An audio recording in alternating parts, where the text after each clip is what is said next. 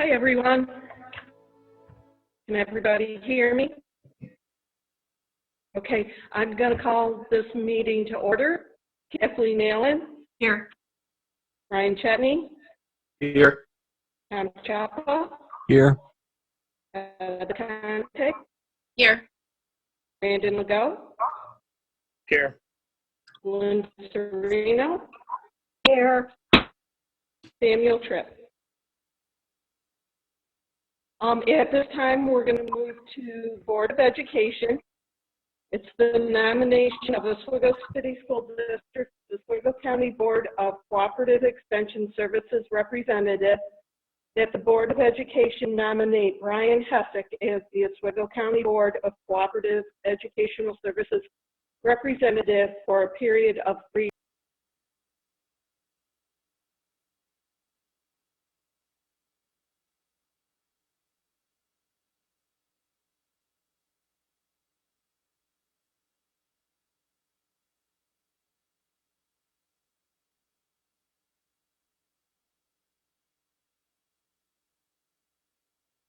Updates now and then, so I think that's something we'll definitely take him up on moving forward. All in favor? Aye. Aye. Or I'm sorry, I'm going to roll call. Kathleen Allen. Aye. Ryan Chetney. Yes. Tom Chapa. Yes. Heather Del Conte. Yes. Brandon Legault. Yes. Linda Serino. Yes. Samuel Tripp. Yes. 7-0 pass. Next on the agenda is the superintendent's report, and I'll turn that over to Dr. Bott.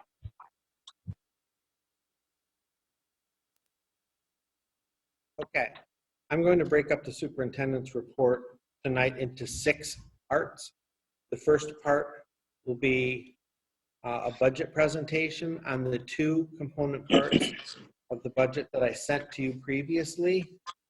I'm going to go nice and slow. The first one we're going to look at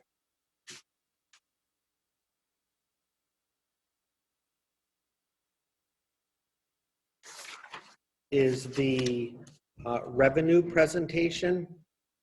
The revenue presentation.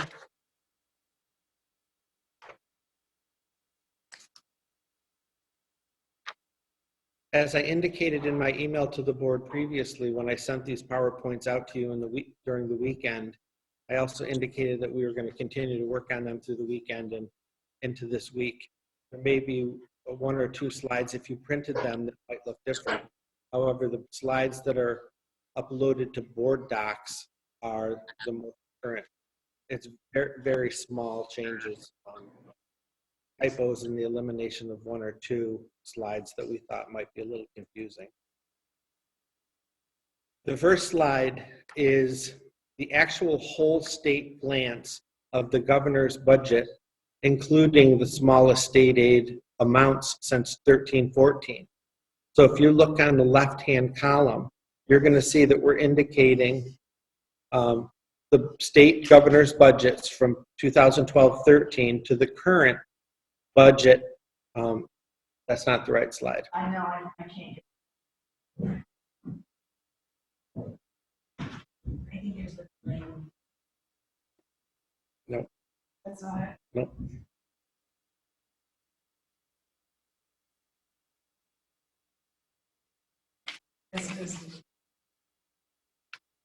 Sorry, bear with me. Yeah. Sorry about that, folks. I'm back with you now. The first slide is just the snapshot that begins to tell the story. We've had some conversations about this being a very challenging budget year, and we're going to talk a lot about that throughout this PowerPoint. As you recall, when the governor's preliminary budget was opened up through his first run, he indicated there was actually a $6 billion shortfall in the state budget. Most recently, in one of his updates at the end of last week, because of the current pandemic, he's indicating now that there's an actual shortfall of $15 billion or more. That's important to note because the two largest state expenditures are school aid and Medicaid.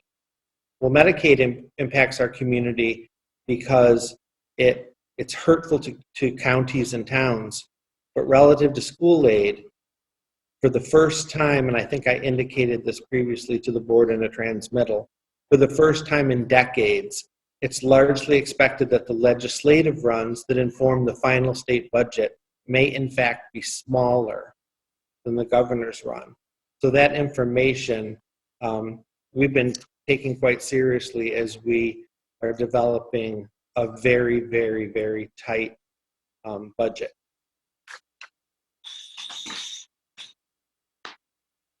The next slide shows a whole state view of the governor's budget that he put forth. And you can see in the left-hand column, it includes budget years 12, 13, all the way up to the current governor's first proposed run. Now remember, this is a state view. So if you look at 2013-14, the executive budget at that point from the governor's run was $550.3 million. If you go down to the 2021 governor's run, we're at $578.5 million. Well, that's quite significant because that shows that the current governor's budget is smaller than the previous 6 years, although the new formula that we've had some prior conversation about would lead most people to think that we were getting more foundation aid. And we'll talk about why that's not true in some upcoming slides. The third column shows the enacted budget for those years, and you can see for 2021 that line is blank. What you can see, however, is the trend that I referenced before, and that is historically the enacted budget, which includes the legislative runs, are usually significantly higher than the initial run that's put out by the governor. This year, we do not expect that would be true. And in the final two columns, it shows the difference in dollars and in percentages.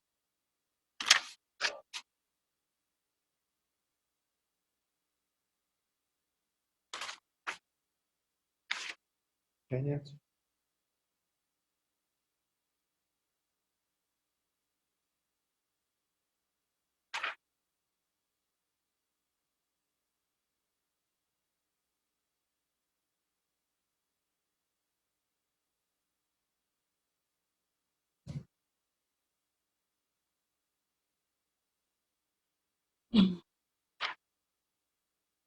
Not the slide. It's number 4.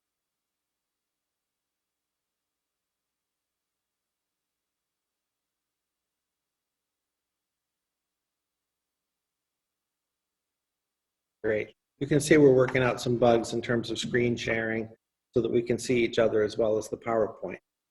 The next slide that you're looking at really talks about what I indicated before, and that is the governor's budget this year consolidates all expense-based aid and included them in his new formula and the new reference to what he calls foundation aid.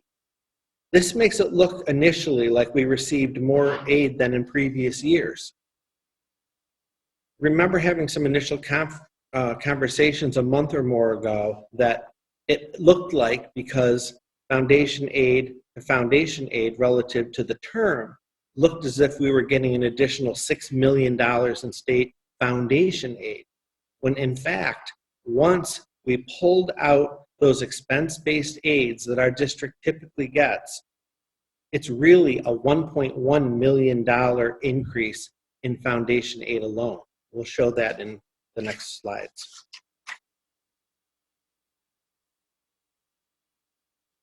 Nope. Okay. Nope.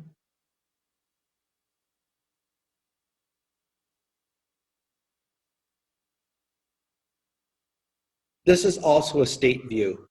This is a list of all expense-based aids included in the governor's new foundation aid statewide formula. The first column shows all the different expense-based aids that are available. the 1920 allotment on each of those expense-based aids statewide. And then the following column are those amounts that are proposed for the 2021 budget. And then again, the change in dollars and percentages. A few things to note here.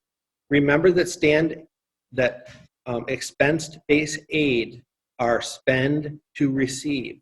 So these are aids that are given to us, and the expectation is that we allocate those dollars in order to receive those funds back. We have to spend it to get it.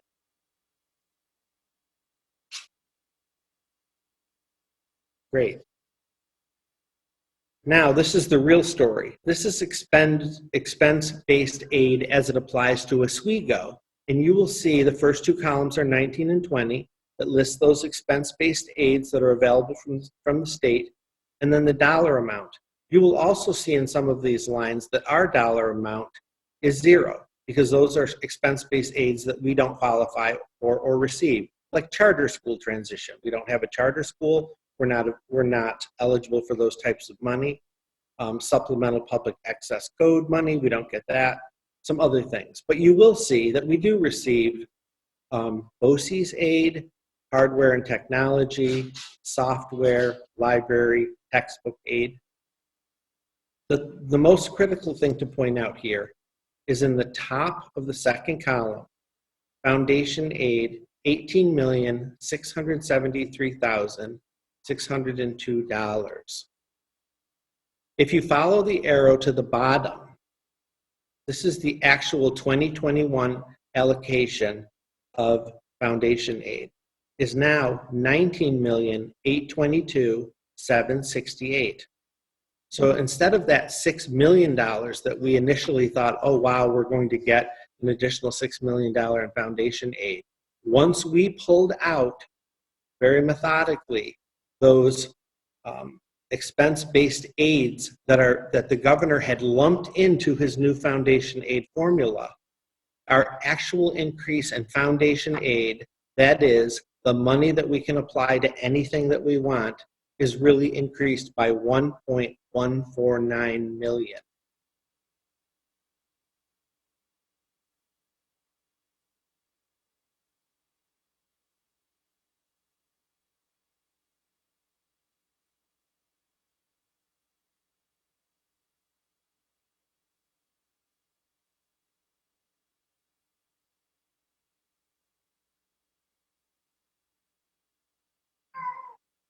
There it is, a little delay. Again, just to punctuate, we're not receiving $6 million in additional foundation aid. We're receiving $1.149 million in foundation aid. The next slide shows the foundation aid that we're actually getting, the true foundation aid amount, which is $19,822,768, which was indicated on the previous few slides. The next line shows the foundation aid that was indicated in the first governor's run through his new formula, which was the $25,076,854, that led many folks across the state to believe that their districts were getting significantly more foundation aid money than they actually were. It's also important to point out in that bottom line that if we had the full foundation aid formula, which was running, that we've had so much conversation about over the last several years, particularly for small city schools, we would be receiving $34,423,554. That number only serves to frustrate us because we do not anticipate that the foundation aid formula will ever fully run. It would benefit districts like Oswego, but would in fact hurt some other smaller districts in our region. This is the same information in the bar graph. Foundation aid previous formula, foundation aid as per the governor, and full implementation of the foundation aid formula. So the column on the left is our actual foundation aid formula. So now very preliminarily, because remember all the numbers that we're starting to generate relative to revenue are based on some variables that are ever changing. Those two, the most important variable would be state aid. This is showing our preliminary revenue, property taxes. It's important to point out too that this chart is in reverse. Typically we go from left to right in terms of progression of years. This time we're putting our actual 2021 proposed budget revenues in the first column.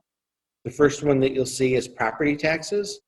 We anticipate property taxes at $47.1 million. And you'll see that last year, our property taxes were $29.458. Now is the first time that I'm going to indicate to you and to the audience that that is because our nuclear properties at 9 Mile 1 and 2 have been placed on the tax rolls. So you're going to see a significant increase in our property tax generation, and you're also going to see a significant decrease in our pilots because they flipped. We no longer have an existing pilot, and so now they're currently on the tax rolls. So on the pilot row, you're going to see our anticipated pilot figure is 4.4 million, where last year it was 20.9 million. We're anticipating state aid this year at 34,975,060. But remember, that's based on the governor's preliminary run, and we are fearful that that number will not increase, but could possibly decrease. Other revenues, you see some change, a slight increase in property taxes, a slight decrease in pilots, a slight increase in state aid, and a slight decrease in other revenues. And remember, other revenues are things like refunds, revenues that we generate at auctions, and things like that. You'll also see that once again, there's no proposal to use any reserves or fund balance to balance this budget. So our total preliminary revenue number currently is $89,270,251.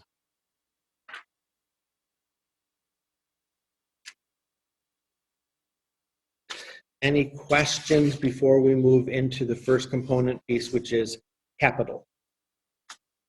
I didn't have a question, Dean, but I actually did want to say one thing. From that NISPA conference that I went to in Albany, that they were speaking about this, and they said that new formula, that the governor wants to keep that intact. So it's not like a temporary thing. He's fighting to keep it in, moving forward. And that also, in regard to the old formula, that pretty much we should let that go and get it out of our minds because it's never going to be enacted. And that was the sense I got from that convention, because the governor felt like he was saddled with it when he came in and he didn't want to be tied to it. You're talking about foundation aid formula that we've been Correct. talking and legislating about for many, many years. Correct. I agree, it's never going to run, but it's worthwhile to point out to our constituents that we have been receiving significantly less dollars in state aid relative to the fact that formula that was established by them is not being used by them. I understand the governor's perspective on that, but it still costs money to our community. Right. Oh, no, I agree 100%. I was just saying that the feeling sense that they got, is that, and just to be realistic, if we ever think that's ever going to be implemented, I don't know as if it will. Yeah, no, I don't believe so either. I think the other thing that's relevant to mention here is that the governor's new foundation aid formula, where he is really just lumping in a lot of other aid into the formula. I don't anticipate he's going to change that method either, but because it's the first year, we thought it was important to point out how that all worked and what the final numbers really look like. If that's the way that we're going to roll out state budgets moving forward, then we can just anticipate that we're going to get a lump sum budget. But I guess it would have been easier for school districts had he not called it foundation aid, because that was a term that had largely been used for decades to indicate a portion of the aid that's not spend to get and that you can use for anything you want. I think it was probably well intended, but not communicated well. Dean, can we talk a little bit about the first two items on that revenue? Yes. That you add up? Do you know what slide, Sam? The one on the revenues, the one with the pilots and the tax. Yep. Hold on. Well, when you look at that, it looks like we were picking up a lot of extra taxes because because the nukes have gone onto the tax roll. But if you look, the next second slide, where we lost, I think it's $16 million. Mhm. We should not get too excited about that increased revenue, because down the road, I'm going to assume that there'll be a tax certiorari challenge, and we may have to give some of that back.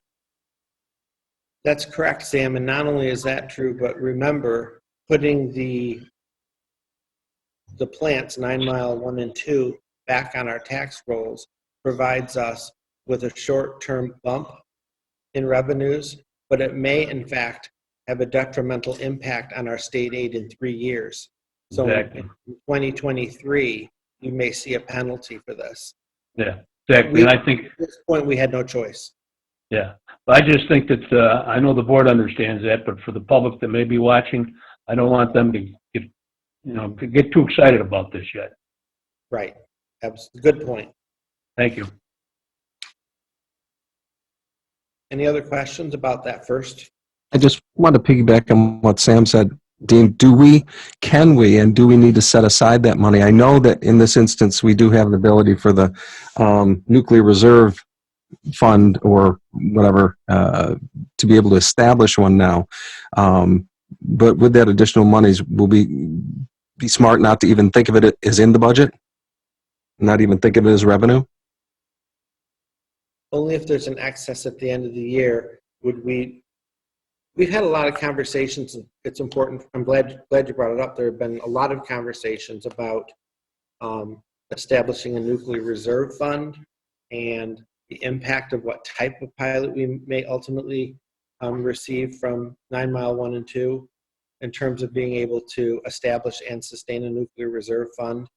But at this point, because of this particular budget cycle being so very challenging, I'm not sure I have an answer for that yet, but we do not have nuclear reserve money built into the budget. Gotcha. Thank you. Correct, Nancy? Okay. Okay, the next PowerPoint is about the first of the 3 component pieces of the budget. The first one being capital. And as you recall, many of you, our capital reserve, our capital component of the budget, again, very preliminary, includes the areas of facilities, which also includes buildings and grounds, as well as debt service. And that debt service would include principal and interest payments. So the first column shows what those numbers were for 1920. In the area of facilities, buildings, and grounds, our total amount proposed is $4.9 million, which is a decrease of about $7,200. And that's indicative of some a few less contractual expenses that we have. The next is debt service, and we'll talk more about that in a coming slide. Principal and interest for 1920.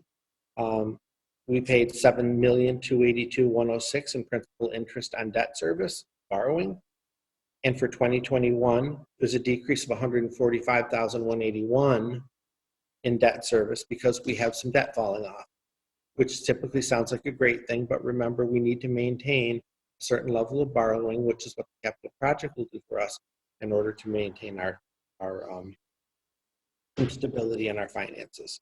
So our total reduction in our capital budget proposed today is $152,400.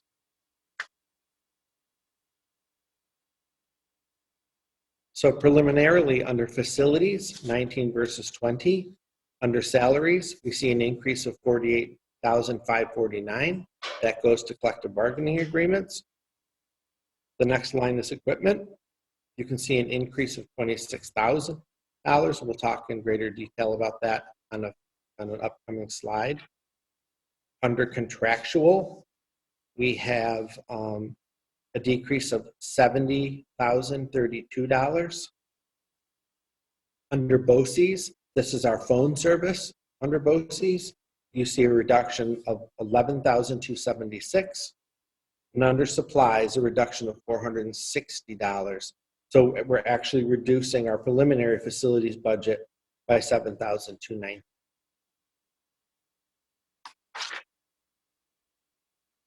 The next is our building debt service. These are principal and interest payments that come due from year to year on particular projects. So the first column indicates what the project is. We have 1920 principal and interest payments in column 2, and in column 3, 2021 anticipated principal and interest payments on the projects listed on the left. You can see that we have debt that has fallen off from our 2006 Oswego High School HVAC project. So that's a savings of $135,688. We did a major window project in the summer of 2005 at Kingsford Park and Pichu Park. We are saving $208,000 because we have paid off that project.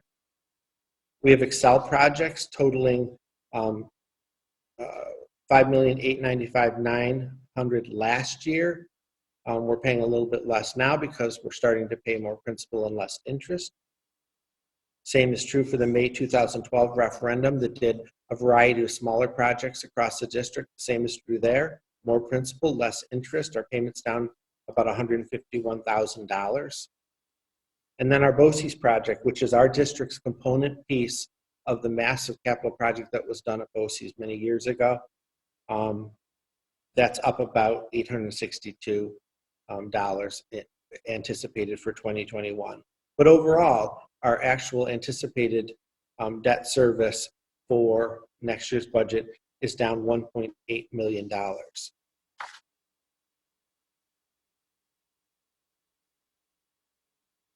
Next, we're talking about transportation and buses. We've talked a lot about this over the last years, and we talked even more about it last year because there was some misunderstanding about our bus borrowing. We clarified it later in the budget season, and from 2 years ago, and it was passed pretty handsomely last year. This shows our bus bonding from the 15-16 school year until 19-20. You can see that we have a pretty steady process for purchasing new buses and auctioning off old buses. That's what allows us to have a very healthy bus fleet, and with that comes very low costs on maintenance. What I can tell you for this year is that we anticipate in our cyclical replacement of our bus fleet the purchase of 12 new buses. That would include 2 7-passenger SUV, and those would be to service our McKinney-Vento students so that we're not traveling long distances in full or reduced size buses. Instead, we take SUVs to pick and transport those students up. 1 full-size wheelchair bus that would have a lift. 4 full-size gas-powered buses. You'll remember that last year we moved to a few gas-powered buses, and we anticipate moving in that direction in the future. And also 5 full-size diesel buses, 4 of which are the same, and 1 has some nuance about it that's a little different than the rest that I don't have in my notes, for a total of 12 new buses at a cost of $1.27 million.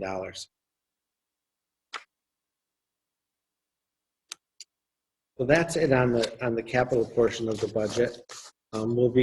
We're planning and starting to build now the next 2 component portions of the budget, which will be sent to you in the coming week and will be presented to you in a presentation in 2 weeks, which is our next regularly scheduled electronic board meeting. Those are areas of the budget that typically generate a lot of conversation. But I did want to say a couple things about the budgeting process. Certainly this year it's been extremely challenging. It's been challenging for a variety of reasons. First of all, there was already a $6 billion deficit in the New York State budget. Although we were enjoying some additional increases in our state aid, even in our foundation aid, I am extremely concerned now about a $15 billion budget surplus at the state level, largely because of the pandemic and the coronavirus. This governor has also indicated a few things that may become problematic, He's talking about budgeting through quarterly installments, which is an impossible thing for school districts across the state to budget for. So all of those things have really pushed us to keep this budget very tight. I did want to thank Sam. As you know, this year we asked for a board member liaison, and Sam made the road trip with us through all the schools and departments as they were generating prioritized lists of things that they would like to have be enhancements to the budget moving forward if we had a good and healthy budget. There were some themes within those requests, and there were themes that we supported. Certainly an enhancement of social, emotional, developmental health staff across the district.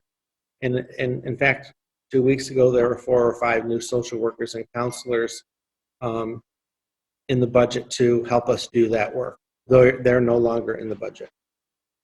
You're going to see very, very few new things in the budget in order to keep the required expenses related to collective bargaining, health care, and things like that we have obligations to sound and healthy in the budget.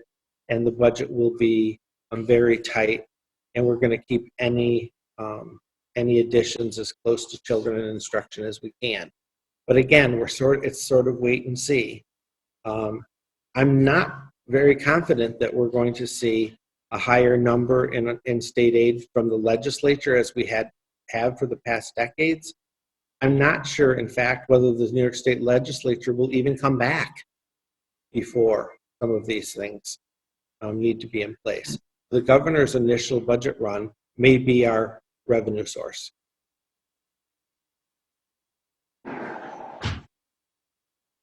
Any other questions before we move into the regular agenda? And then I have 5 other additional items under the superintendent's report that I would rather reserve for the end. Heather, I think you're on mute. No, can you hear me? I shouldn't be. I can. Oh, okay. I was panicked trying to get it to work. Can you speak to the budget vote and where that stands right now? Because I think there is some confusion about that as well. I was going to get to it later, but I'll be happy to talk about it now. We have some, I should first say that all the district school chief officers have been meeting through Zoom every other day, no less than 3 times a week. And Chris Todd, the district superintendent, is our liaison to the state education department. In fact, they employ him. So he gets a lot of intel regarding the things that may or may not be coming our way, not only related to budget development, elections, and certainly any announcements that may be forthcoming from the state education department or the governor's office. So those Zoom meetings have been very, very helpful for us. The indication right now, in fact, the latest governor's executive order is that we're out of school until, hold on. We're out of school until April 15th, which is actually the date that the 9-component school district superintendents canceled school already. Because that was the first date that was indicated by the legislature as having our community be in a state of emergency, which was the declaration that we were so hoping for in order to be able to create distancing, clean our schools, and respond adequately to the guidance information that had been coming from the state and federal government. So we had already closed school till April 15th, but then the governor rolled back the requirement to April 1st, which is tomorrow, and which would have meant that if we had extended our time out beyond April 1st to the 15th, we were at risk of losing state aid because he lifted the 180-day requirement and then put it back to April 1st. So that's the first part. We're out officially and legally until April 15th. I fully expect that the governor will roll out extensions to that in 2-week increments. Part of his most recent executive order also indicated that school board elections, and most recently through legal guidance today, including budget votes, until June 1st. So there will be no board elections or budget votes before June 1st. We have received some information unofficially, however, that there may be some additional concerns should the pandemic still be in full swing by then, that maybe districts would not be required to vote on their budget if school districts stayed within their tax cap, which we are far within our tax cap. But we are taking this information as it rolls out day by day. It's hard to predict what tomorrow's news conference will be or what our next Chiefs Zoom meeting will indicate for us, but we are changing our course and adjusting daily. But as it stands today, our budget vote and board election is on June 1st. Any other questions? So if the governor said April 15th, but the president is saying April 30th, what's the, I mean, Well, the president's indication is that we should continue our practices for social distancing until, what was the date, Kathleen? June something. no, April 30th. It was the end of 30th. April, right? It's another 2 weeks. Right. I fully expect that the governor is going to extend our school closing until April 30th or beyond. Okay. So there are those gaps sometimes between the state and federal government, which is what makes our job so challenging. But we're just taking it one day at a time. Right. We're certainly behind the 8 ball with the budget. We are getting ready to roll out the first component pieces of this budget many weeks ago now. And it wasn't until finally Nancy and I decided that we would hunker down and work on the finalizing first component pieces to present to you folks instead of delivering Uncrustables. So that's why we were able to bring this to you tonight. I'd rather deliver Uncrustables. Okay. Karen. Any other questions? Okay, next we'll move to the consent agenda. Sorry, Karen, I have one more question, just not really a question, just but something for us to consider. If the state budget, if the state's numbers are going to be that bad, I guess my concern is the transportation, the busing, that maybe we'd want to back off on that for a year. Yeah. What I planned on doing is, now that we have a little more time before the actual budget vote, if there is one, that in 2 weeks we'll present the next 2 component pieces of the budget. So then you'll have a more total picture of what it really looks like and what we're not adding. And then we can have a budget workshop, like we always do, and have conversations about things like that, because we have a little extra time now, which we're glad about. But that's a good point. Any other questions? Next, we'll move to the consent agenda. 1, minutes of the regular meeting of March 3rd, 2020. Special education report of March 17th, 2020.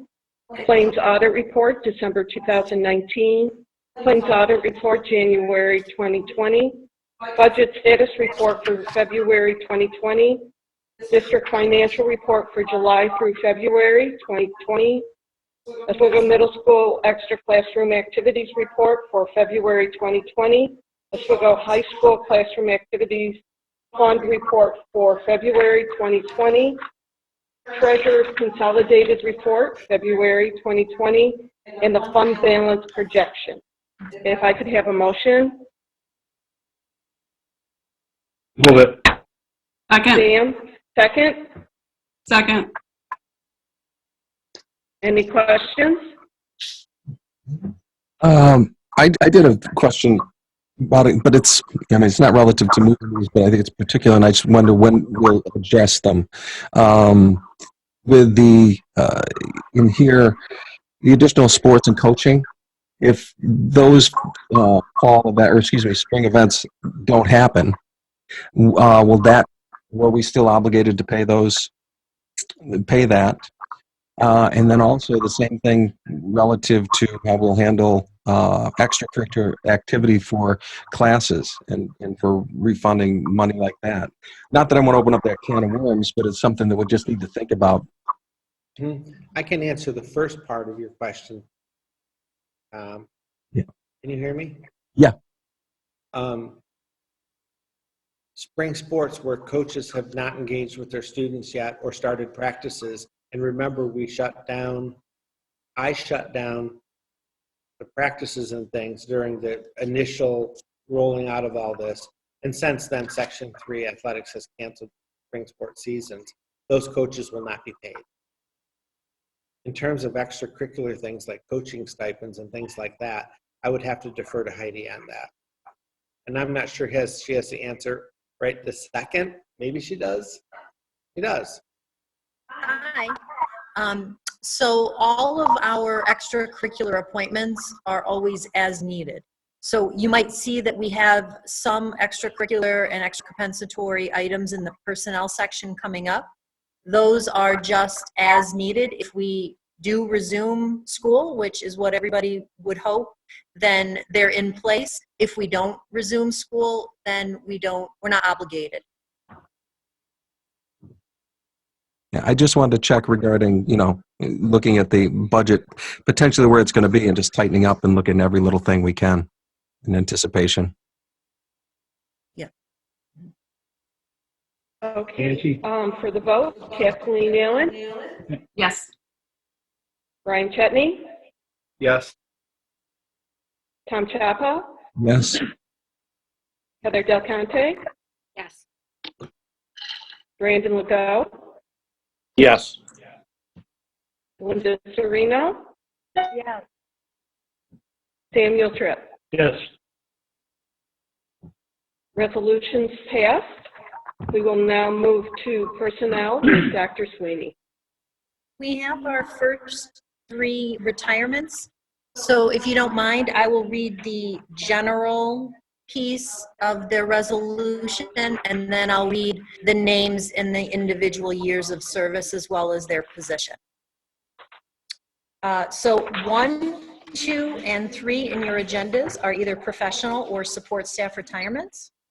Whereas the following employees were employed continuously by the Oswego City School District, and whereas our employees admirably served the students and staff of the Oswego City School District with their full commitment to their responsibilities and worked in partnership with fellow employees of our school district with their full service and dedication to the best interests of all students of the Oswego City School District. Now, therefore, be it resolved that the Oswego City School District recognizes the following employees as an asset to the students and staff of the school district, and we express our gratitude and sincere appreciation. The first is Ms. Mary Lou DeFabio, who is a teaching assistant at the Oswego Middle School and has worked with us for 19 years.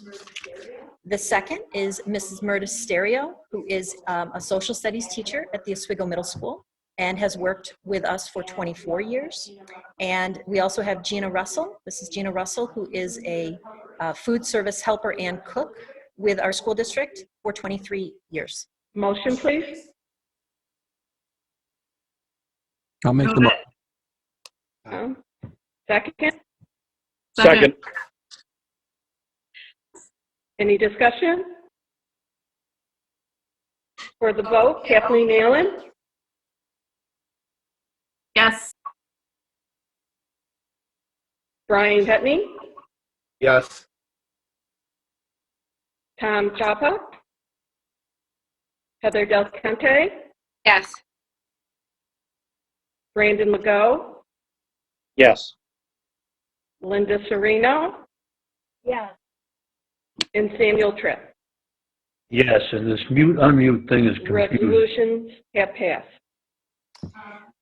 The next, we have 4 through 7 for our professional recommendations. Number 4, I do want to note, is McKenna Nolan, a probationary elementary teacher at Layton School, effective 3/18/20, with a proposed tenure date of 9/1/23.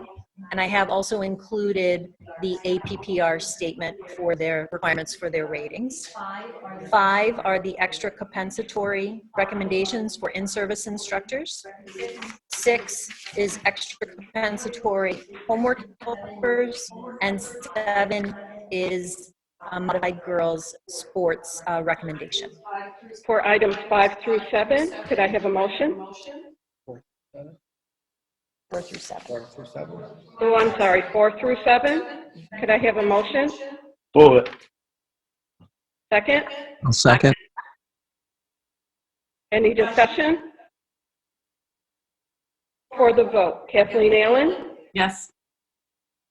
Brian Chetney, Yes. Tom Chapa, Yes. Heather Del Conte, Yes. Brandon Legault, Yes. Linda Serino, Yes. Samuel Tripp. Yes. Resolutions have passed 7-0. And then 8 through 12, our support staff recommendations. 8 is a resignation. 9 is a leave of absence.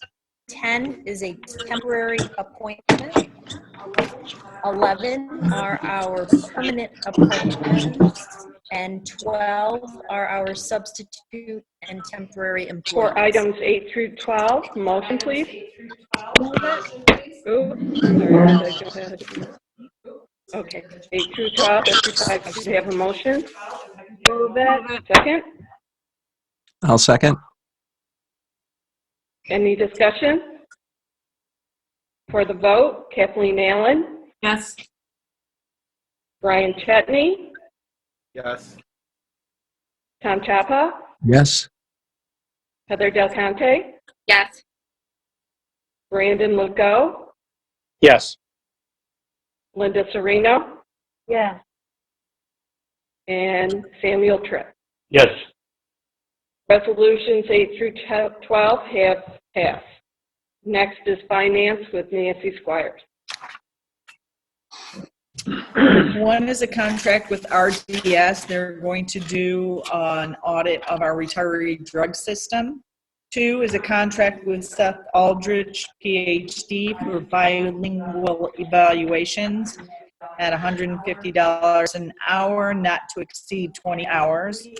And 3 is our annual service with Hillside for mental health services for our students. 1 through 3, could I have a motion? Move it. Second? Any discussion? Yeah, I just a question for Nancy. Nancy, F1, the retired drug subsidy thing, can you explain in layman's terms what that is and how it affects retirees? It doesn't affect retirees, Sam. What it is we have a program for our prescriptions for our retirees, and we pay into a group for that. And then they bundle our claims so that we can get good pricing. We use a third party provider that files those claims for us with Medicare. And once we file those, we actually get a rebate back. And this company is looking to go back to our past claims to see if we've missed out of any money. And we only pay them if they find money for us, I think in excess of $25,000. What do they get, a percentage of what they find? Is that how we pay them? I can't hear you. Do they get a percentage of what they find? How do we pay Yes. them? Okay. So if they don't find anything, they don't get paid. That's correct. Okay, thank you. The vote, 1 through 3. Kathleen Allen, Yes. Brian Chetney, Yes. Tom Chapa, Yes. Heather Del Conte, Yes. Brandon Legault, Yes. Linda Serino, Yes. Samuel Tripp. Yes. Items 1 through 3 have passed.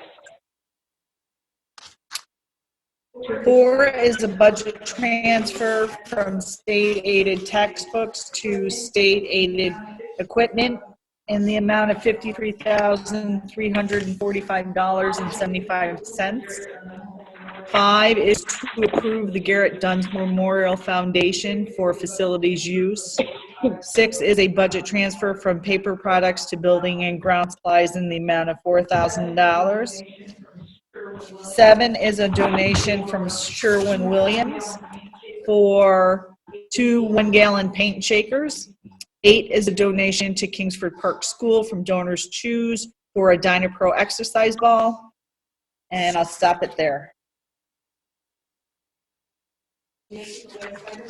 8. 4 through 8. I'll make the motion. Second. Oh, thank you. Any discussion? I just had a question, Nancy, on number 4 and the amount. Just you could explain a little bit more to me. That's a substantial amount. Number 4, Nancy, can you hear him? Can you hear me? I can't hear him. You can't hear me. You can't hear me? All right. Can you hear me now? Can you hear me now? Come in, Rangoon. Can you hear me? Yeah, I can hear you. All Can right, you? now go ahead, because we can hear you. Because I control the volume here. So Oh, I'm sorry. I just wanted to know a little more clarification on that amount because it's so substantial in the textbooks too, a little bit more specificity of it, if I could just get that for me. Absolutely. So every year we get an amount for state-aided textbooks. The high school and the middle school control their own lump sum of money. They buy all of the textbooks they have. If there is a new textbook series for a subject for science and math, they'll buy it out of that money. The elementary textbook money is usually controlled by curriculum. They buy all of their textbooks through there. Usually we have some money either left over because there are not a lot of new textbooks out there that we need. So the state has allowed us to transfer that money into either state-aided software or state-aided hardware. And so this transfer will allow Jamie to buy more devices for students so we can maximize our state aid getting it back. Great. Thank you very much.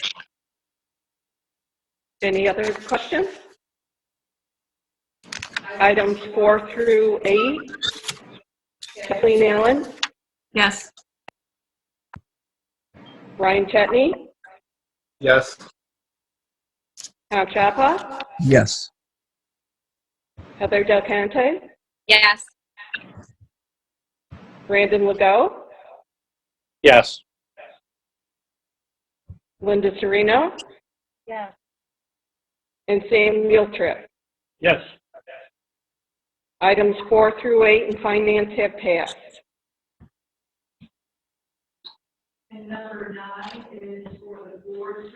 Bids that have come in for phase 2 of our capital project. Number 1 is for general construction. That has gone to MCK Building Associates, Inc. of Syracuse for $6,886,000. Number 2 is for mechanical construction.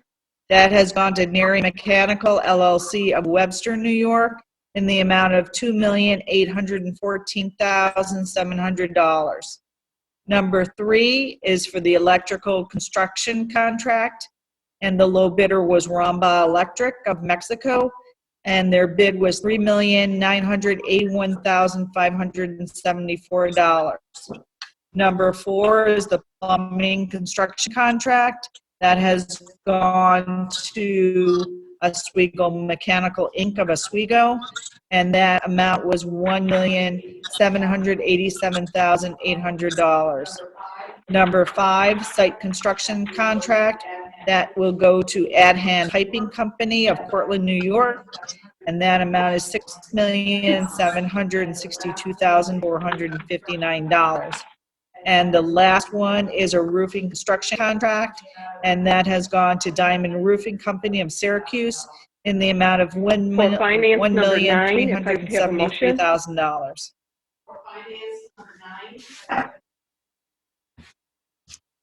Do I have a motion? I'm sorry, I didn't hear. I'll make the motion. Tom? Second. Second, Sam? Yep. Any discussion?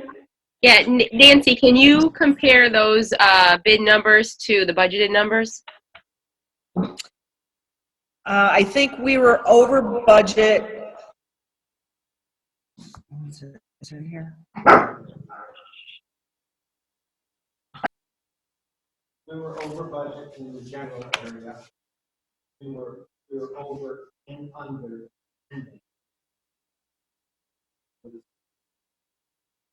But overall, we were over budget. About $1 million. $100,000.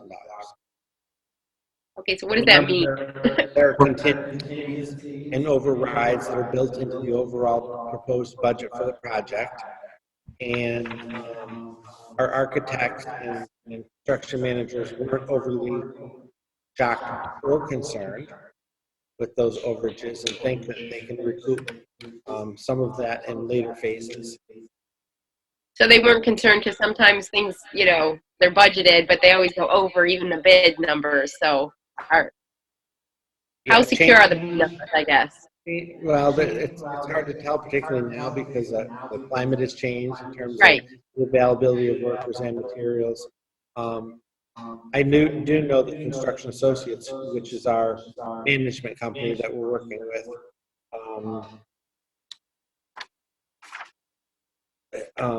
the person on site, his name is Pete Morrison. He's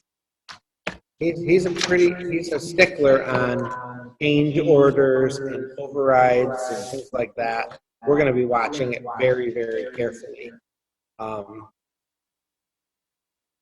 There are also some alternates in the project that if we have funding down the road, we may decide to do those alternates at that time in order to compensate for being overbid at this point. And we did, Heather, in the facilities committee meeting, we had a couple, we talked about and addressed those issues because I was concerned as well that we were over at this point, and what would that do projecting as we moved out farther down the road. And both King and King and also our project manager have dealt with this and dealt with these a lot, and we're pretty comfortable where we are. But I also say, and I don't know, Dean, Sam, Nancy, what you guys think. We're also in uncharted territory. We don't know where the project goes as we move forward relative to everything, but we have to move forward as if, because if we get out of position and then things start to go, then we won't be able to jump back in, and that could be more costly down the line. Absolutely. Any delay, and I'm going to talk a little bit about that in the superintendent's report later, any delay always comes with increased cost. So we really we've been putting our heads together as recently as today with a Zoom meeting with all of the players to make decisions that were legal and in the best interest of the district moving forward, and I think we're in a good place. Well, bottom line is, our construction management, they guarantee us, almost guarantee us, that we will recoup those monies in the next phases. But if that doesn't happen, all that means is that we're going to be cutting stuff out of the project that we originally planned, and that's a possibility. And whenever you go into a project this big, that's always a possibility. So I think right now I'm comfortable with the numbers and the way the architect and the construction manager are going to control this project. So I think we'll be all right. Yeah, I do too.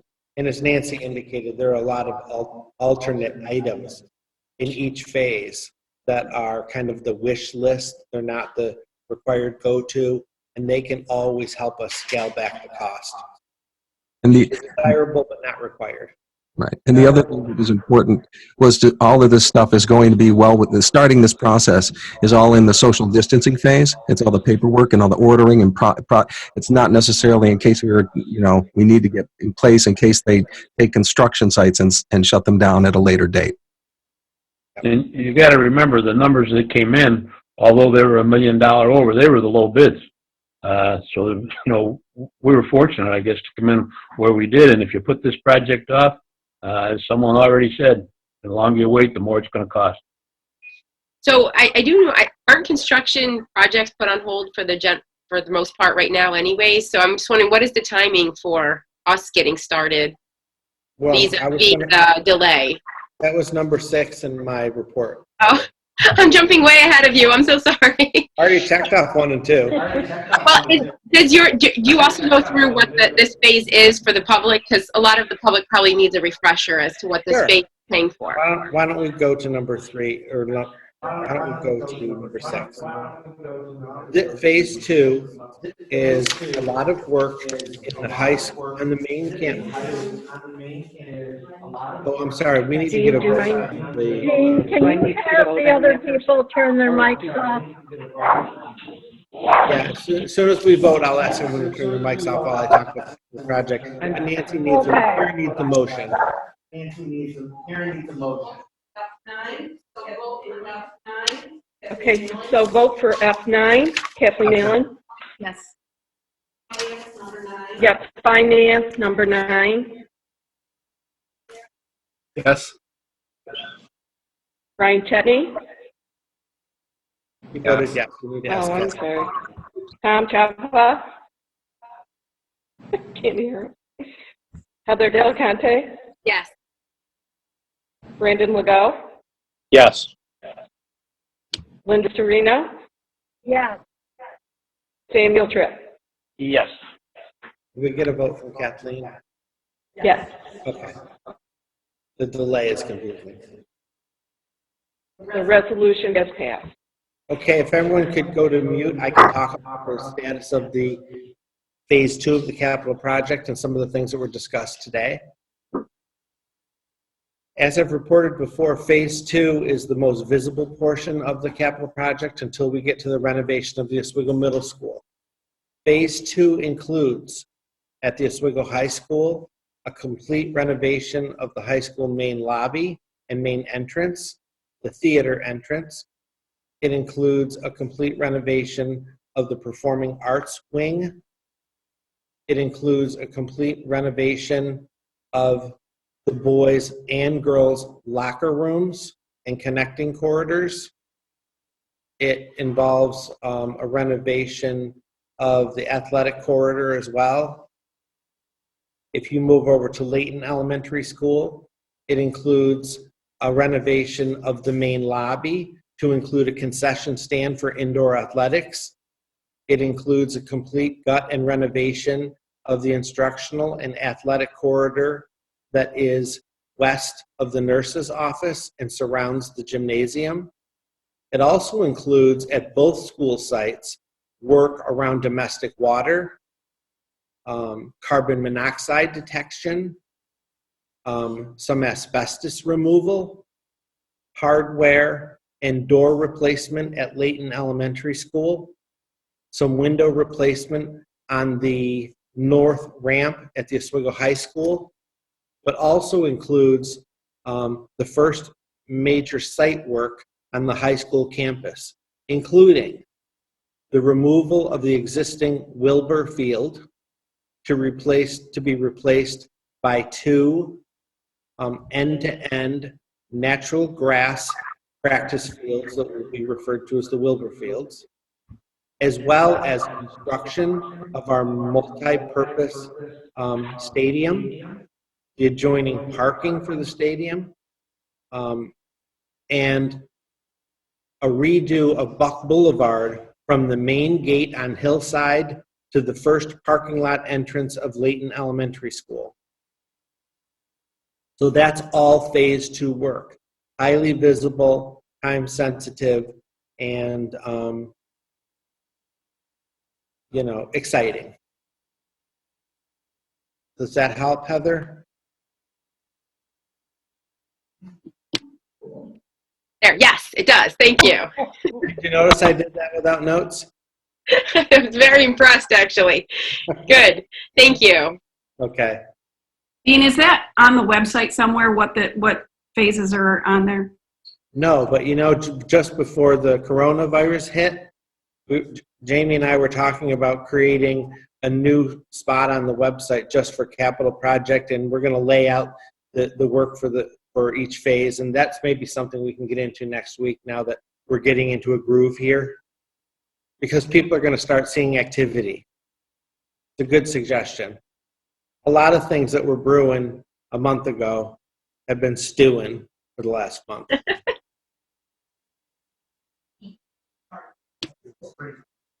There is a spring 2020 update already, so Jamie has started to put some things up there. Does that include the details around phase 2, Jamie? The diagram of the whole high school doesn't have So right now, what Jamie has put up shows a diagram of the main campus, and I'll work with him this week to include a listing of the actual work to be completed. Thank you. Good. So I guess the answer is yes. Okay. Do you want to, are we going back to the superintendent's report?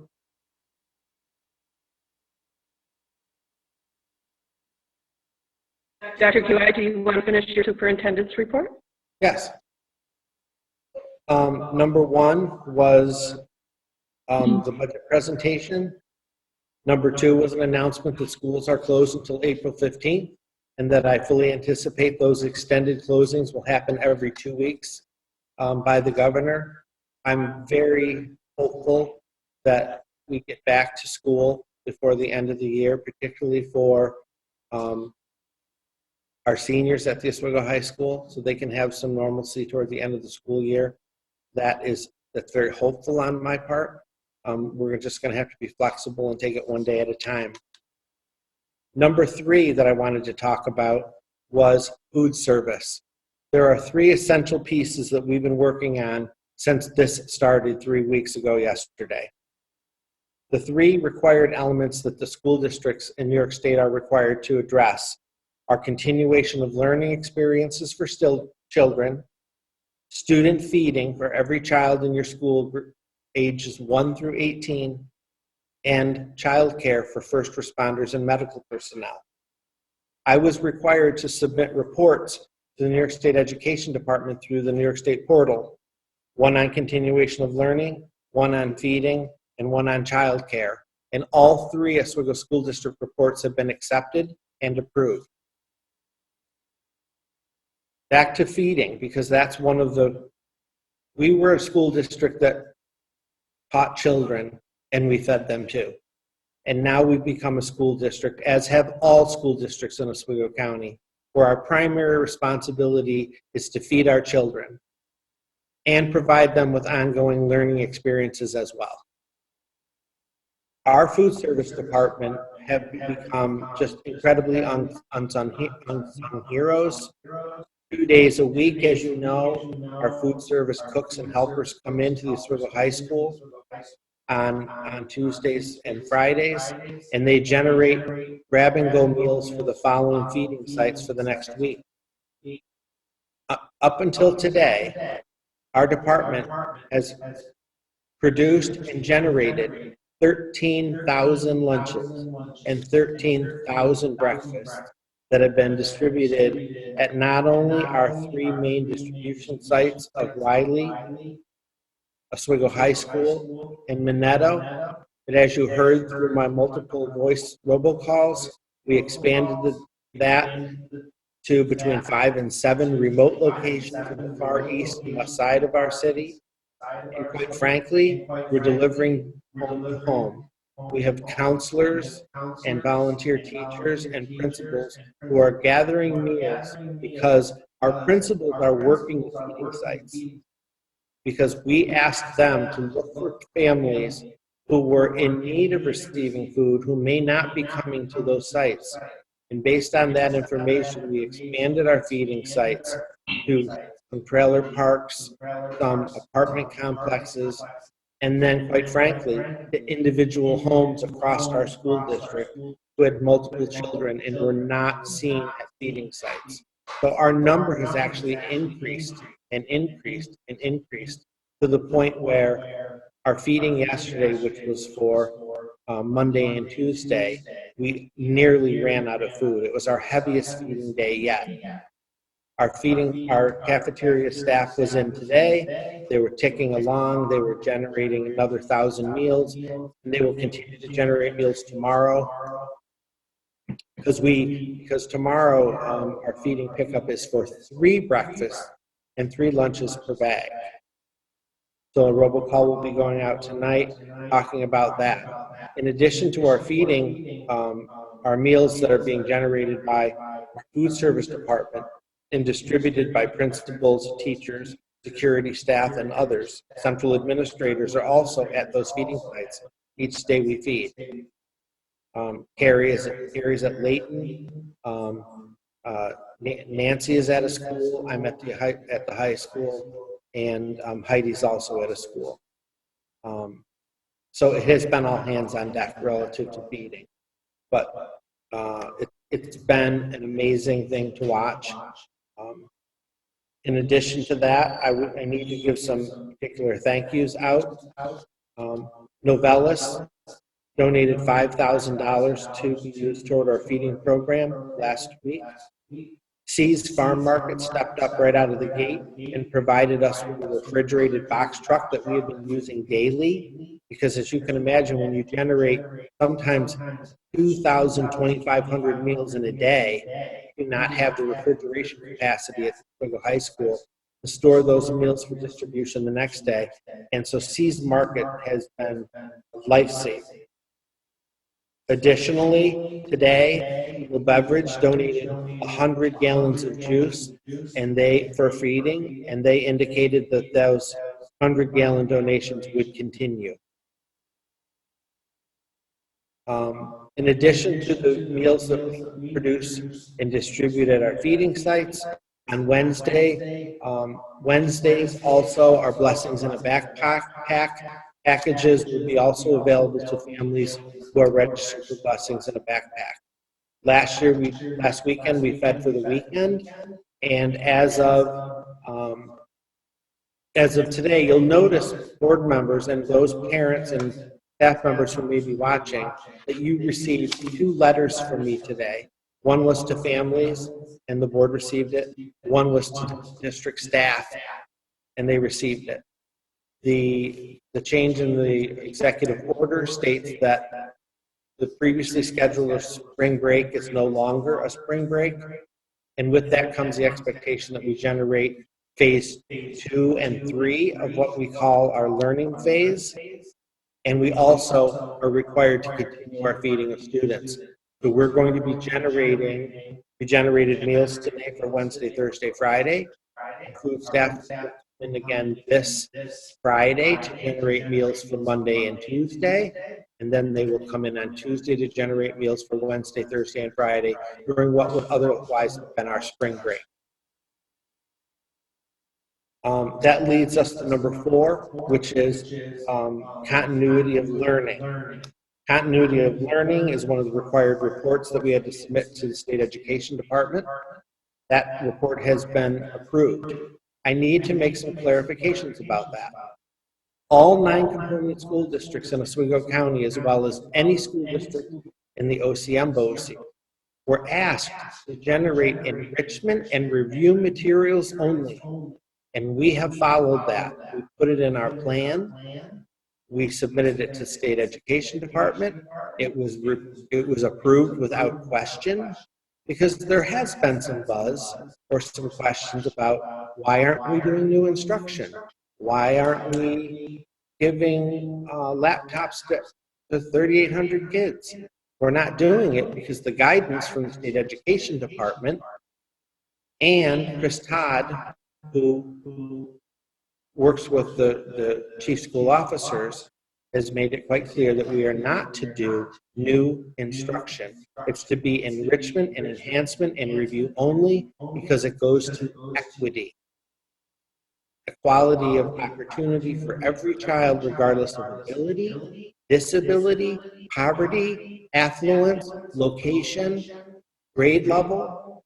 That's why our teachers came together and they created rich enrichment banks that are available on our website and also in hard copy that we've been distributing at food distribution sites and to homes so that everyone has an opportunity to have those enrichment materials. That was phase one. That work was done in the first few days of our shutdown 2 weeks ago. You'll remember that in my robocalls and communications with staff and parents, I also indicated that individual teachers should not be reaching out to individual students or classes and having conversations about new learning, new instruction, due dates, grading. Again, that's all 9 component districts. Our teachers did comply with that. Yesterday, we started talking about phase 2, and you received a robocall from me last week that said that now that we're in kind of a routine in terms of our enrichment materials that were generated for 3 weeks, there was significant outcry from teachers to be able to reach out to students and families in a social way, not in an instructional way, not provide new instruction, but to connect with them in a social emotional way. And I loosened up the regulation about contacting families. And because of that, you can see those creative videos that have been produced by schools that support and enhance the social emotional health of our students. Well, phase 3, which was the conversation that started yesterday, still would not be new instruction, but also may open up opportunities for grade levels and departments target more specifically their class list and their students within their care to give them some additional and fresh enhancement, enrichment, and review materials. So we have a plan for how this is going to roll out, and our plan looks just like everyone else's plan. It looks like Central Square. It looks like Hudson Falls. It looks like Saratoga. It looks like West Genesee. However, it's important to mention, too, that some school districts have a one-on-one device system, meaning every child in the district has the availability of technology, a device. We are not that district. We are a district that has high levels of free and reduced lunch, high levels of poverty, and as we move forward, this is ever evolving. And we are working tirelessly with teachers and administrators and support staff to provide sound, enriching materials for our children under the regulations that have been put forth to us by state education department. And we will continue to do that.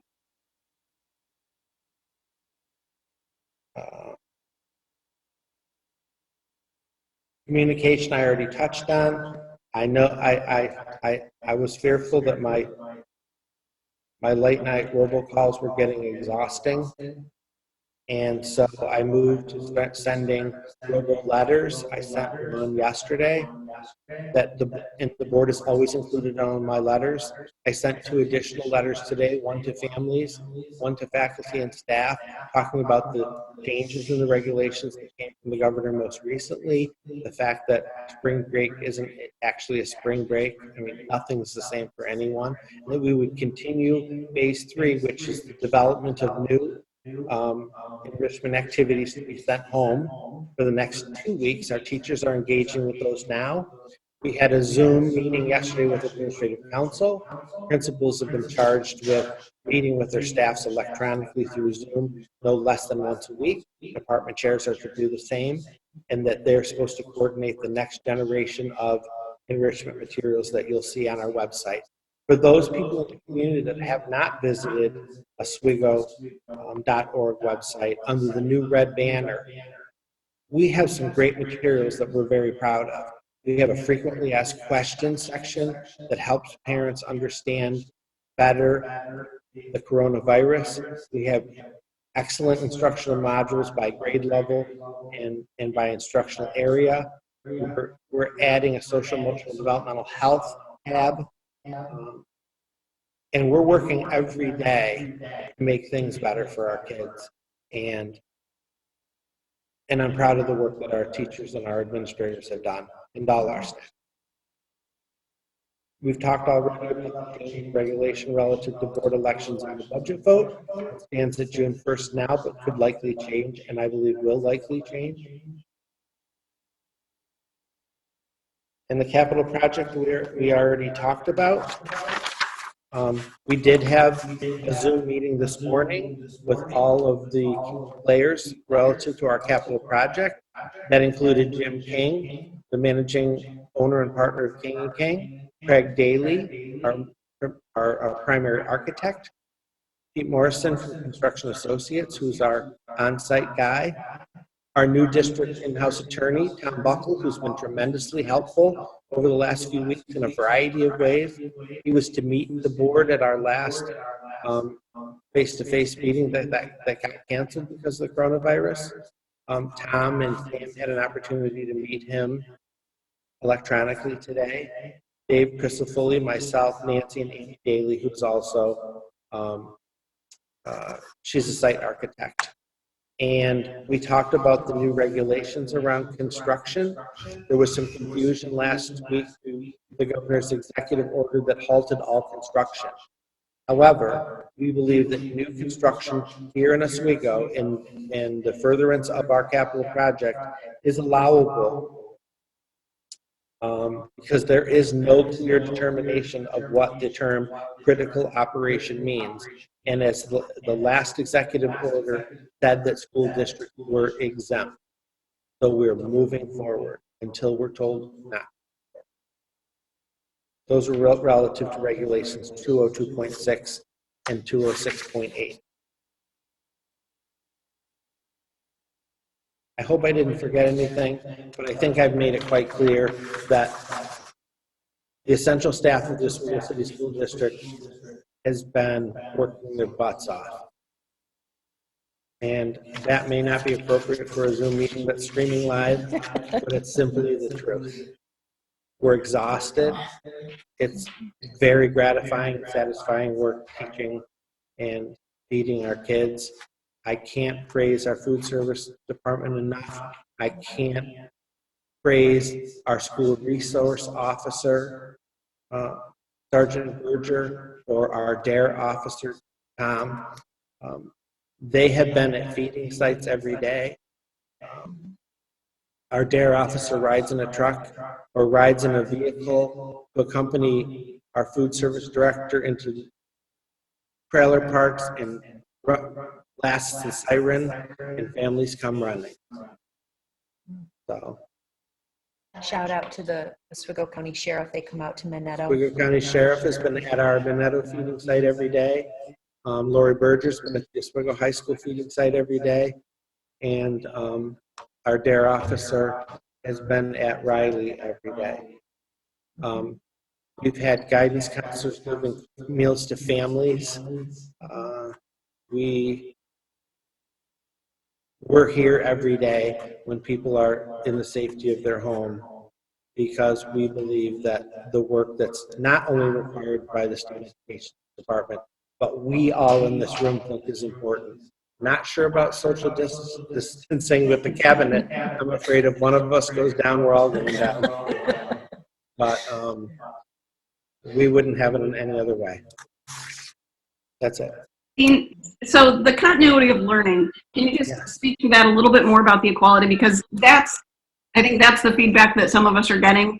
And that's what, like people are on social media, so they know that, they've heard that Central Square is sending out new learning lessons to their students.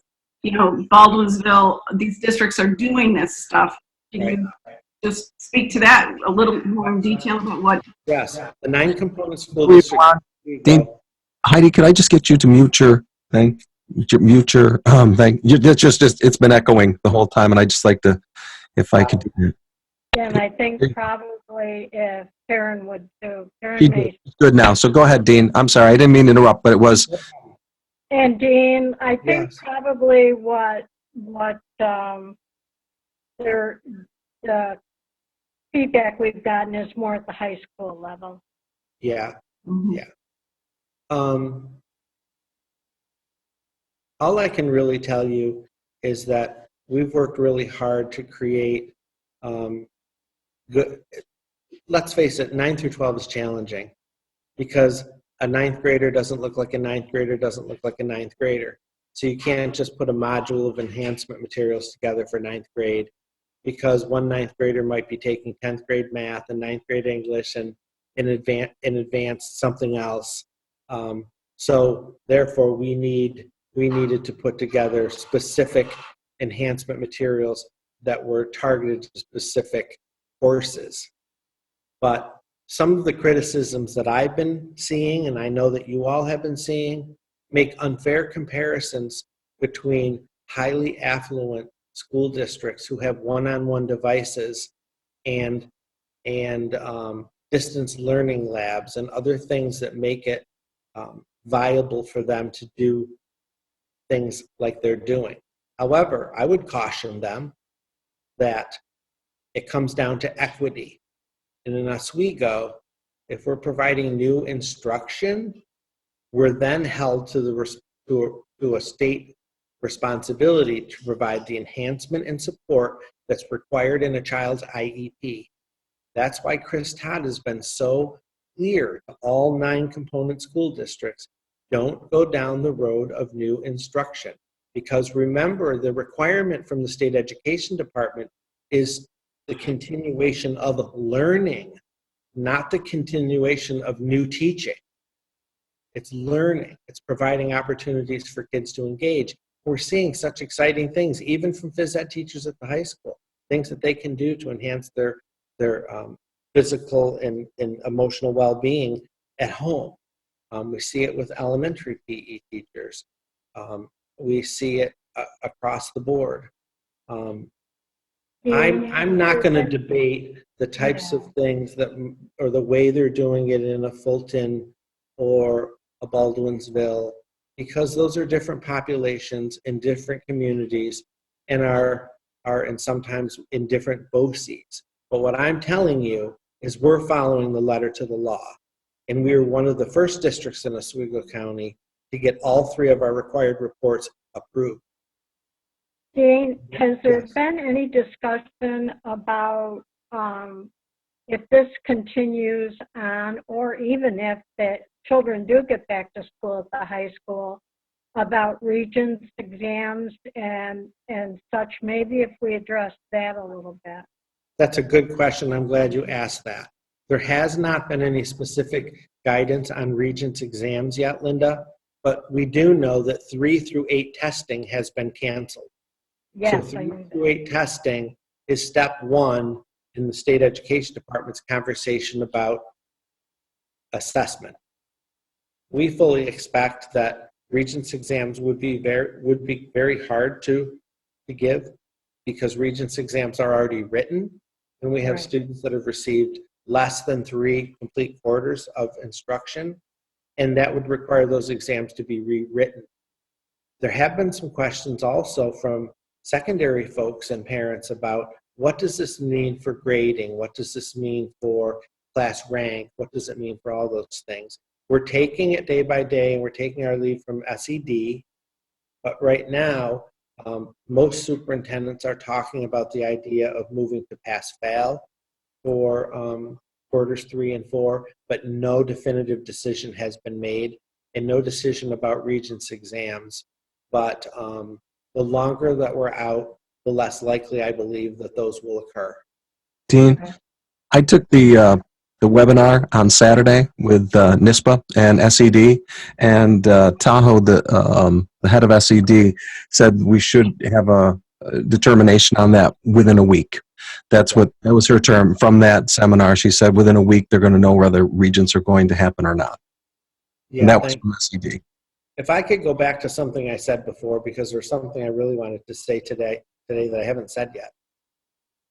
In the big picture of things, the response by parents and staff and by you, the board, to me directly and to my team and to teachers has been overwhelmingly supportive. And you have no idea what that positive feedback does to enhance our efforts and the motivation to continue to do this hard work. It's scary to come to work every day when we know we're not supposed to be engaging with each other. And to have staff working in our cafeteria and the gym and the hallway in order to produce the required social distancing. And I needed to put it out there that the level of appreciation from me and from the staff around me, from Matt, from Dave Crisafulli, from principals, the feedback we're getting from parents, the appreciation that families show when they come to pick up an instructional packet. I had an email today.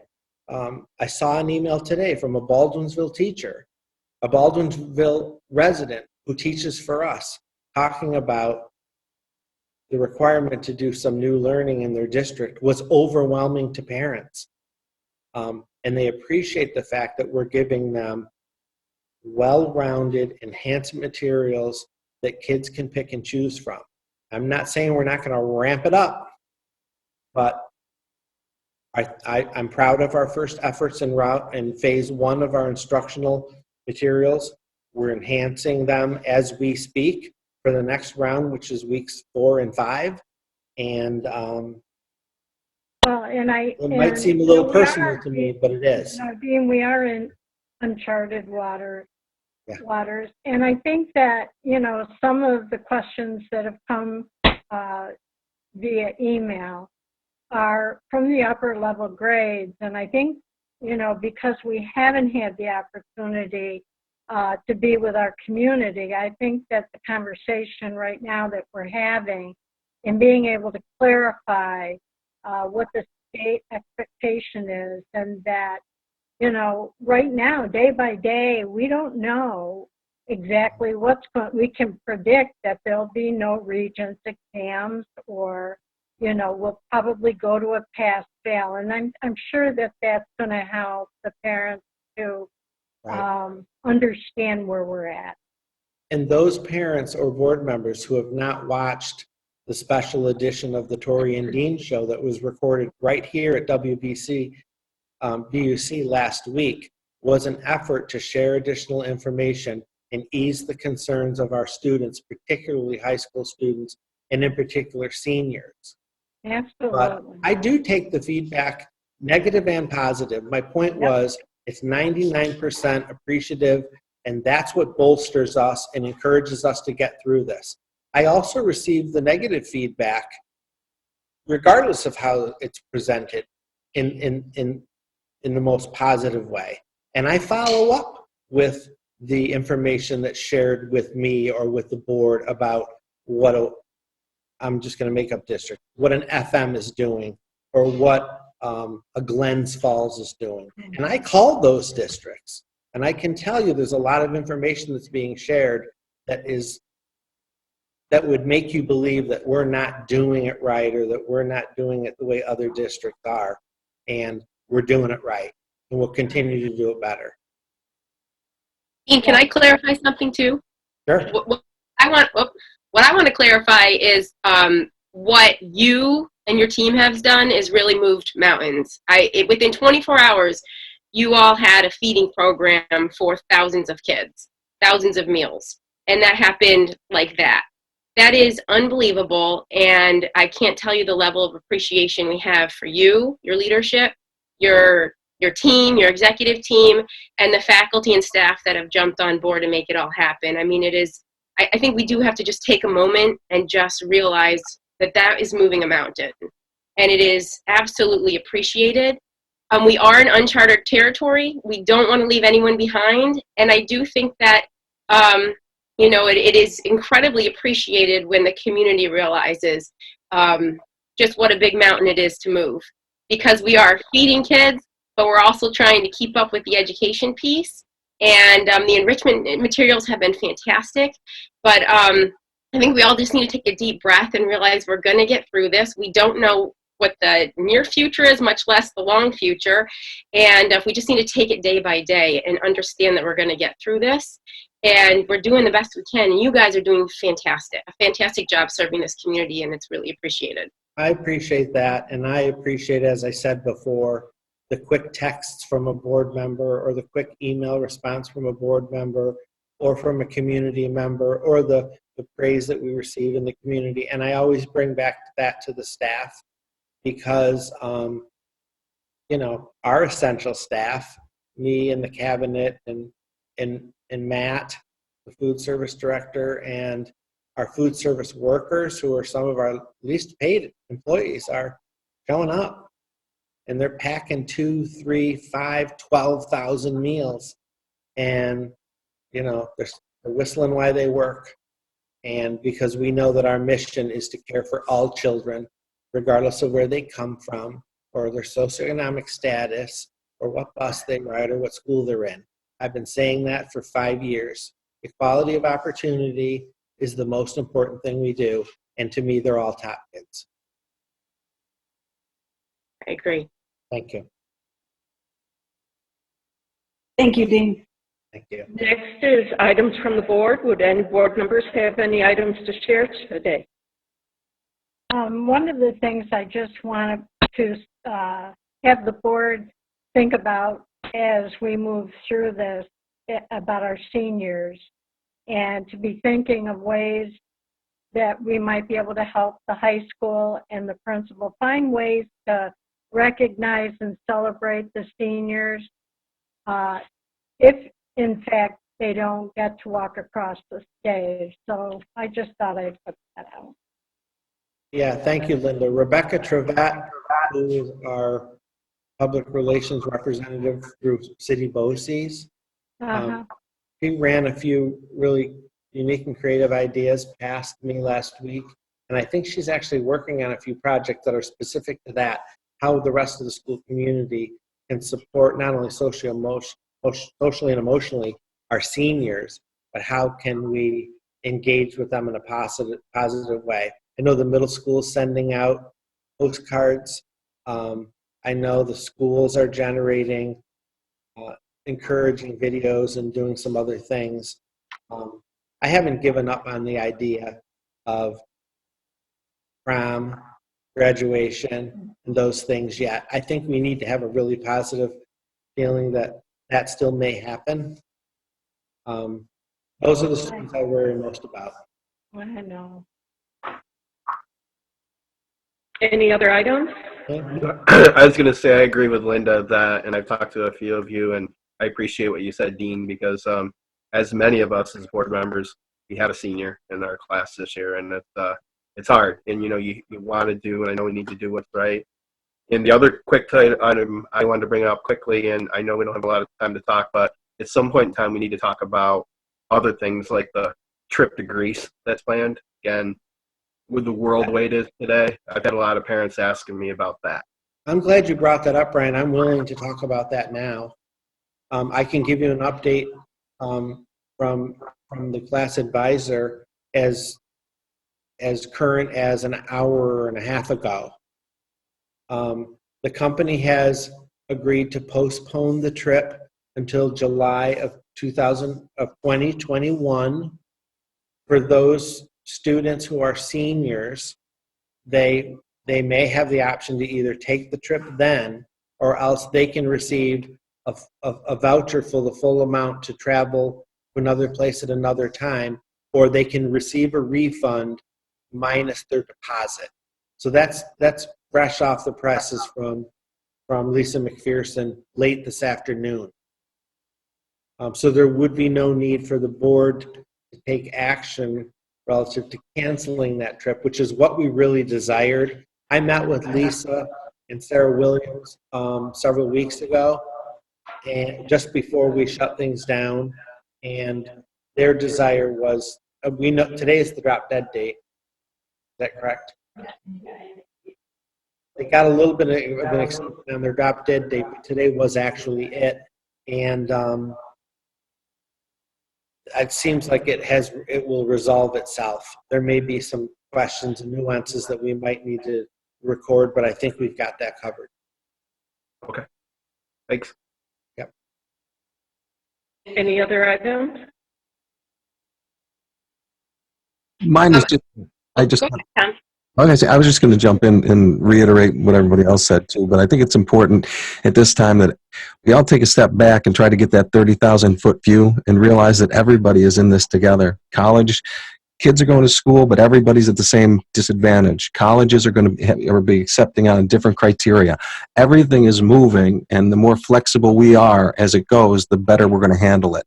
And if everybody could just take that step back and say, yes, everything's out of proportion, nothing's solid, but we're moving forward. And we're just going to take it as if, and we'll adapt as we go. And I think it's the best thing we can do. And I think, again, I would congratulate everybody for doing the jobs that you are doing. And it's hard enough, and I've heard teachers say before, it's like hitting a moving target.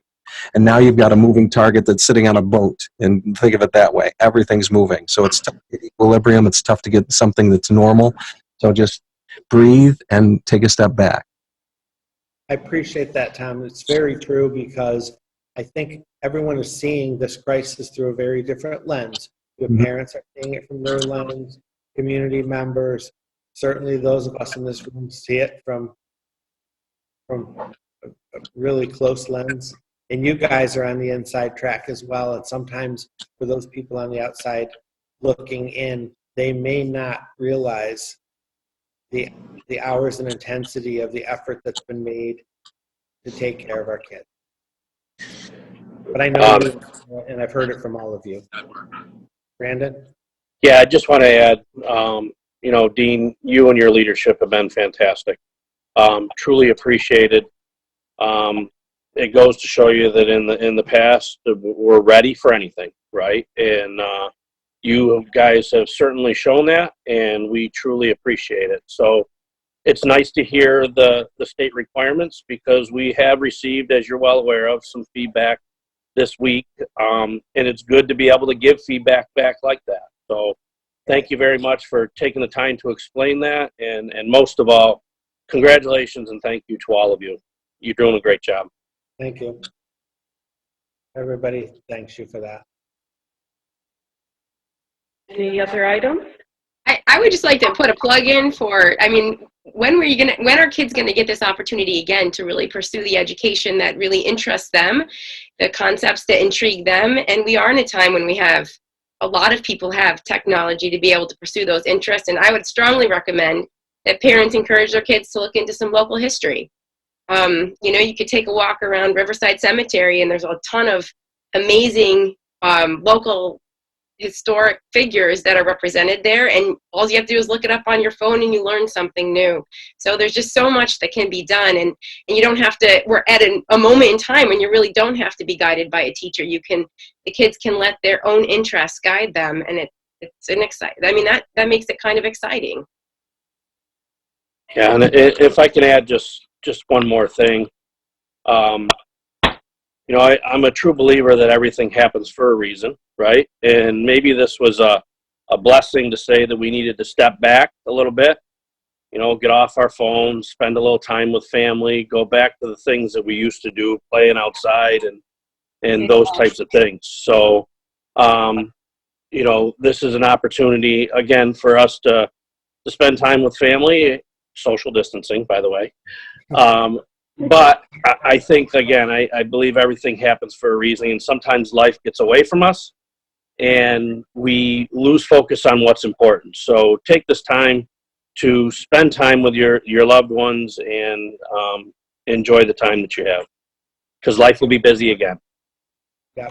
One more thing that somebody in the peanut gallery pointed out that I forgot to mention, but I think it is indicated in one of the two letters today that the board received. You may not have seen it yet. And that talks about the fact that we're working to generate a survey that will go out to families, hopefully tomorrow. And that is inquiring about their technology needs, so that if this continues and the regulations from SED move from enrichment and enhancement to direct instruction, we have to be mobilized and ready to do that next step. So that's a survey you'll be seeing come out, accompanied by a robocall. How is that going to be distributed, the survey? It'll be an online survey through SurveyMonkey, but it'll be prefaced by a robocall from me with some direction to families saying that if you do not have access to a device in order to complete the survey, please call your school principal between the hours of such and such on these days, and they will ask you a short series of questions. So it'll be by phone or electronic. And then we're going to use that to help us guide what our real needs are in our school community. Should we I hope we don't have to get to that, but if we do, I want to be prepared, and Jamie needs to be prepared, and Heidi wants to comment on this. Well, I was just going to agree with what Brandon said, and some of the other comments that I've gotten from some of our teacher volunteers and folks that I've talked to over the last few weeks. These are very unique times. I don't know that we'll ever see such a time again. I mean, the hope would be that we wouldn't for this reason. But the time that we've had with our families over the last couple weeks is not normal. We make dinner together every night. I've played a whole lot of driveway basketball, and I'm not very good at it. And I struggle with a high schooler as well, trying to get him to engage a little bit with those enrichment materials. We have a lot of loud conversations about what I expect of him every day. But the family time that we could have right now is really irreplaceable. And I just wanted to give such a heartfelt thank you to all of our employees and the folks who have reached out to all of us as volunteers if we needed them. And to you all, to thank you for your support as we work with Dr. Gui and just manage the day-to-day. So thanks.